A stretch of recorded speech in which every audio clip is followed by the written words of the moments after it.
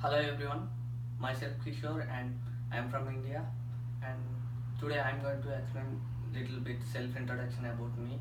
And I did my bachelor's in India from Jawaharlal Nehru Technological University in computer science and engineering, and now I am pursuing my master's in computer technology in Eastern Illinois University.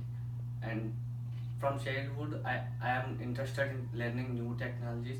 That's why I choose to do masters in computer technology. And after coming to EIU, I learned a lot of new things. The professors over here are very helpful, and whenever we need any help they are very they are ready to help us. And the EIU have lot of facilities like booth library and recreation center for the student. And if anyone asks my uh, suggestion, I suggest EIU as the best university in USA.